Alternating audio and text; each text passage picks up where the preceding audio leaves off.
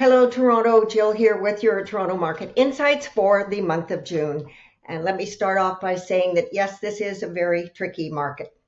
In the GTA, sales were down by 2% compared to last June, and last June was a dismal month. Total inventory is up by 31% compared to last year. Average sale prices shrank by another 5%, coming in at around 1.1 million. And on average, it took 26 days to sell your property as opposed to 20 days last year. Meanwhile, in the city, detached home sales slid down by 6% and prices did too by 7%. Semi-sales were off by 13% due to short supply and prices came in flat to last year. And condo sales fell another 2% and prices by an additional 5%. So what do we make of all of this? When we peel back the onion, we see that of the 31,600 listings available last June, 10,000 of them were condos. When we look at the sales trends, we see that sales have been increasing every single month since the beginning of the year, while prices have been drifting down. Across all housing types, we've had a 17% price decline since our peak in February of 2022 in the GTA. And the 905 is experiencing even steeper declines in prices and sales than here in the city. So how am I guiding my clients? To my sellers, I am being very, very clear about managing their expectations around our pricing strategy. We have to be laser sharp. And we absolutely have to consider that sellers who are now still tethered to their prices that they gleaned in 2022 are having to make price adjustments, causing their properties to languish on the market and grow tired.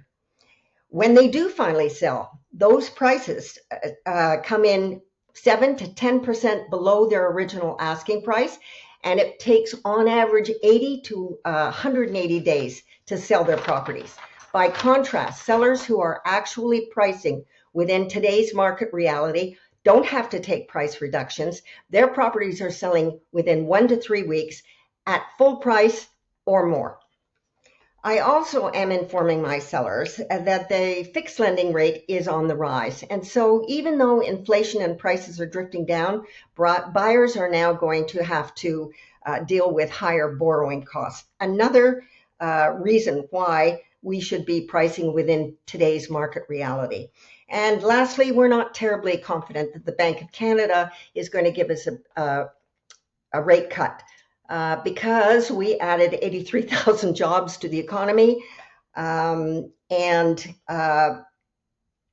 this caused unemployment to shrink, not expand the way many economists had predicted. Condo sellers are not enjoying this market. Large luxury condos are selling because you can actually live in them. But those tiny glass boxes in the sky that are mostly investor owned are languishing, and they are causing a great deal of difficulty in this condo market.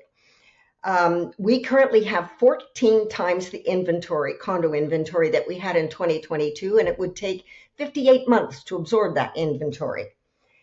To my buyers, I am saying that there are opportunities out there, but please be sure that you have your favorite realtor in tow before you dip your toe into this tricky market.